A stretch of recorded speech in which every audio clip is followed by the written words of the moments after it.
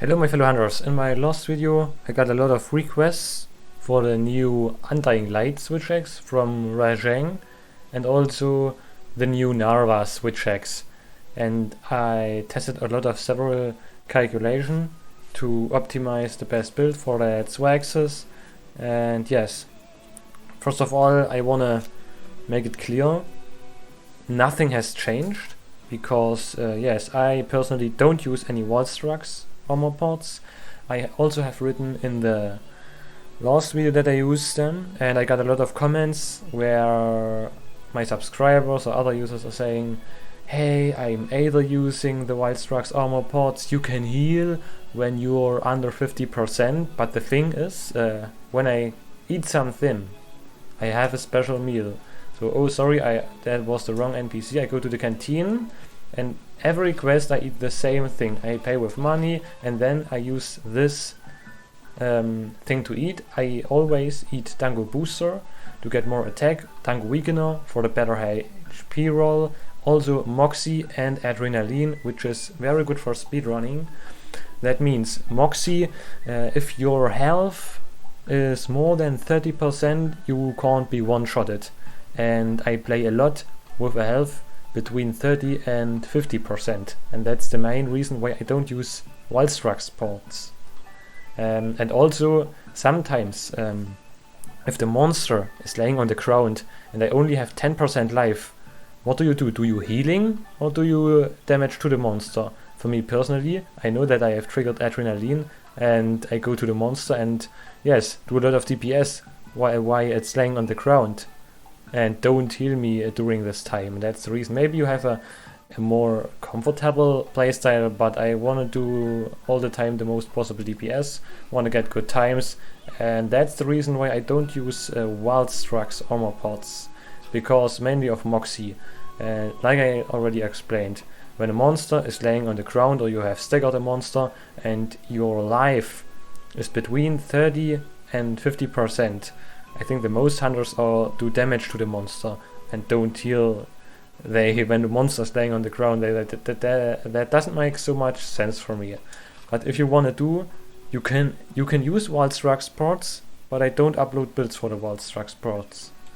So the reason is I don't want to see any randoms in my hunts that are doing 90% of the quest time have the Dragonblight status and do 0% elemental damage, so that doesn't make any sense to me. So in this video we have no gameplay or other things. I only explain you why the Zinogre switch X is still the best one. So we go to our data sheet. Sorry for all mobile users, I can't make the table any other, I just want to see all things. When it opened up and I go to element and filter that I only can see the thunder element, so we go to this page and you can see here for game version 3.0 I done a lot of calculations, and the only interesting are these here. These are the only interesting calculations. So we go to game version, filter, and only that here are some mistakes. 3.0, I'm gonna copy that. I've written a comma instead of a point.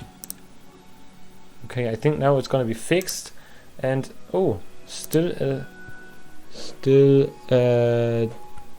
other way. Okay, found them. Now we filter to game version 3.0, and I'm gonna show you the best possible thunder switch X. I also gonna include the new rampage elemental switch X, which I'm gonna show you later. The rampage elemental switch X is absolutely broken, and it's very comfy. If you don't want to farm that Zinogre gems, you can also use the elemental switch X for rampage. It's pretty strong, but I'm gonna show it you in the next video when it out damage other meta previous meta switch X. The first weapon we're gonna have a look at is the worst weapon of all. It's the Narva switch X. So we go to I gonna show I show you how to craft this weapon. Go to element, go to thunder, 14 thunder weapons. K2 is completely garbage, but good for mid story.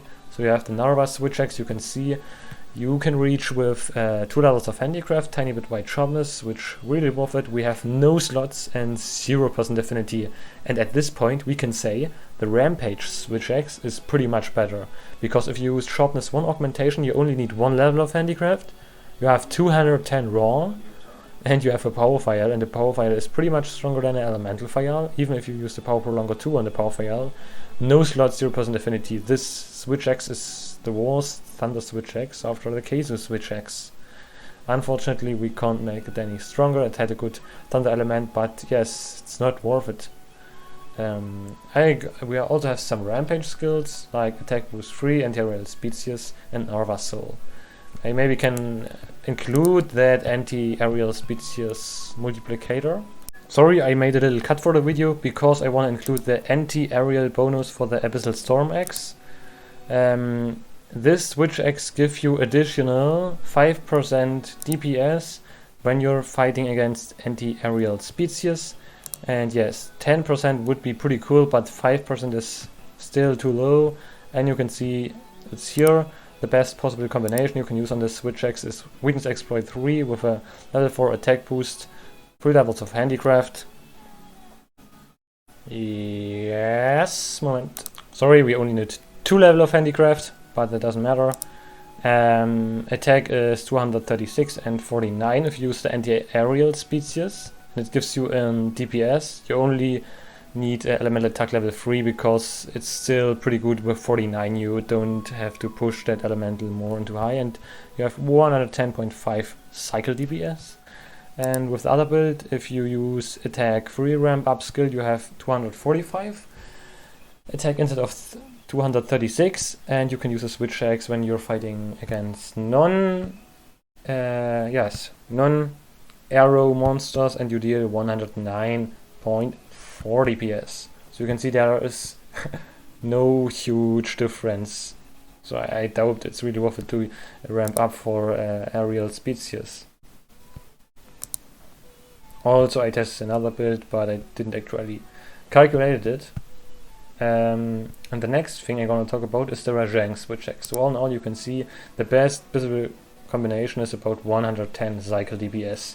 And the Rampage Elemental Switch axe has 113.3 DPS, so it's a lot more better like I explained before. Now we go to the Undying Light. This is a new Rajang Switch axe. I heard a lot of people. I think for some weapons the Rajang weapon is meta. I can maybe show it you in the datasheet, or you can check it yourself in the world record datasheet. We're gonna search for Elemental Switch axe, sorry.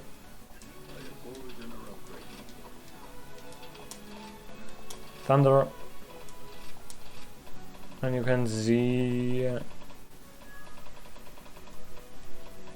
here the Rajang switch axe. You can see previous we have to play with green sharpness, and now we have we can reach only with handicraft level 1 blue sharpness.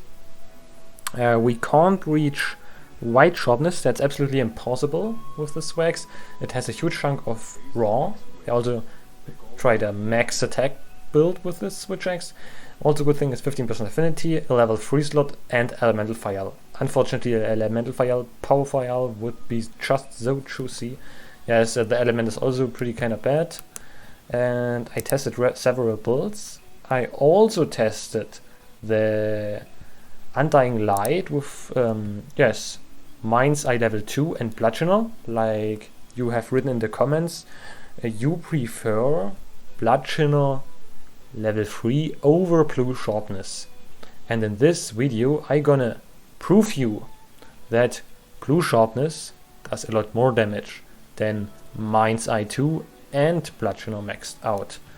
So you can see here at the bottom I tried a build with max attack boost. So we have 306 true raw with 36 element, crit eye level 2 with weakness exploit, attack boost level 7, and also Bludgeoner like you explained, and only 103 DPS, and that is absolutely nothing.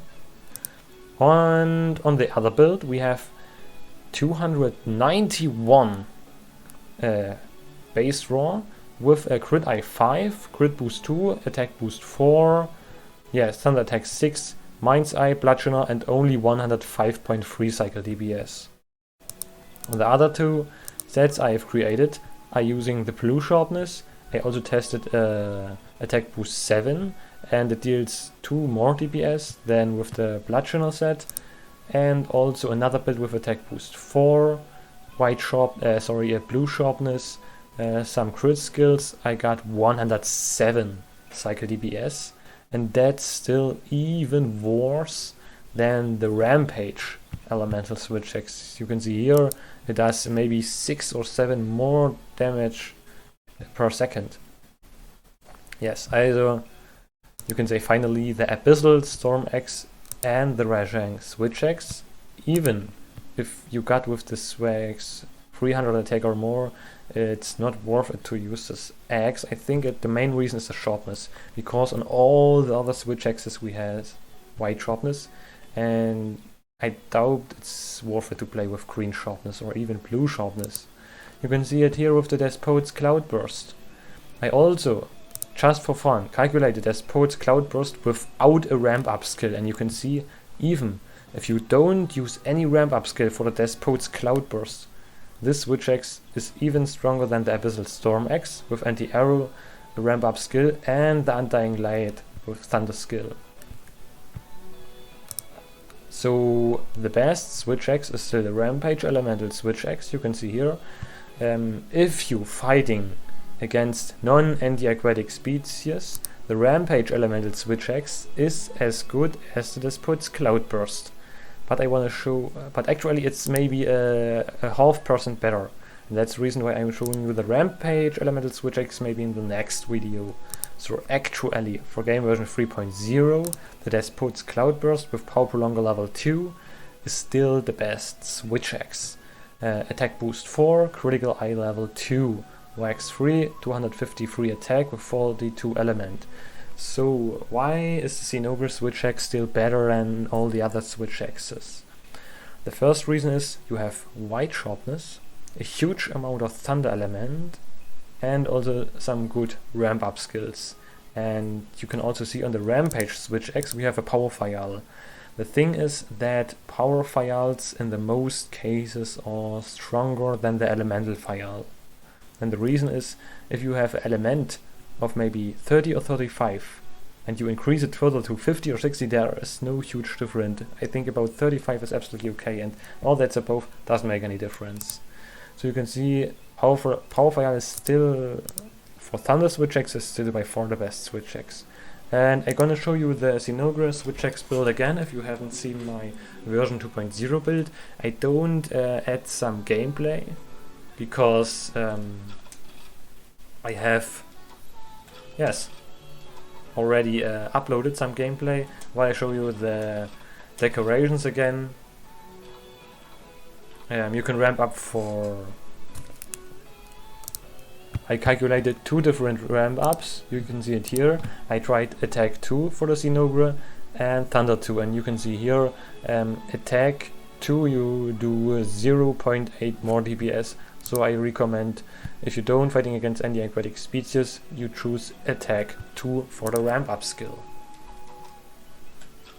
So you can see it here, anti-aquatic species, or yes, attack 2.